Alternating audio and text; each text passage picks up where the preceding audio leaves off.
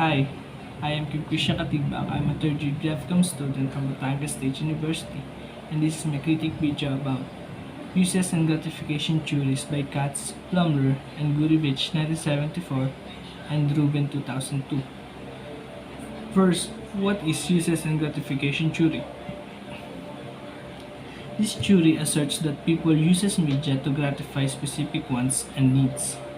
Unlike many media theories that view media users as passive, uses and gratification sees users as active agents who have control over their media consumption. What is the origin of uses and gratification theory? It was first introduced in 1940s as scholars began to study why people choose to consume various forms of media. For the next few decades, uses and gratification research mostly focused on the gratification media's users saw. Then, in 1970, researchers turned in their attention to the outcome of media use and the social and psychological needs that the media gratified. Today, the theory is often credited to J. Blumler and Elihu Katz work in 1974.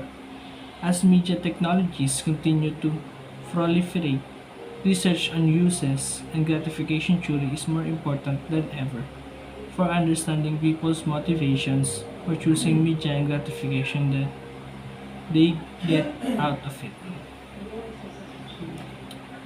There are five assumptions in uses and gratification theory. Media use is goal-directed.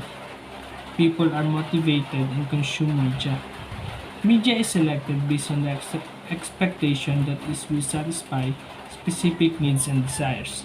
Media influence on behavior is filtered through social and psychological factors.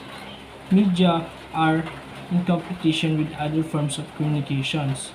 People are usually in control of media and therefore they are not particularly influenced by it. While uses and gratification remains a popular theory in media research, it faces a number of criticism. For example, the theory downplays the importance of media. As a result, it may overlook the way media influences people, especially unconsciously. In addition, while audience may not always be passive, they may not always be active either, something the theory does not account for. Finally, some critics claim that uses and gratification is too bad to consider a theory, and therefore should only be considered an approach to media research. In creating a campaign, just like this poster that quote a voice that leads to the truthfulness and information is really needed in the situation, nor believing in what we can see. This project, I want to use this as a campaign code because here at COVID pandemic, we see that spreading fake news about the COVID-19 vaccines, what are the effects of being injected or being vaccinated of the COVID-19 vaccines. Um,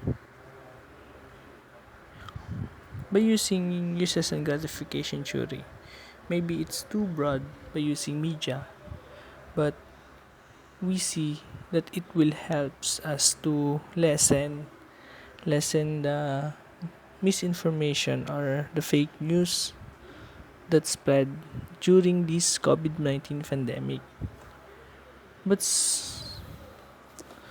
having this situation, we see that a pandemic, a fake news strikes us back to what is truth and what is lie.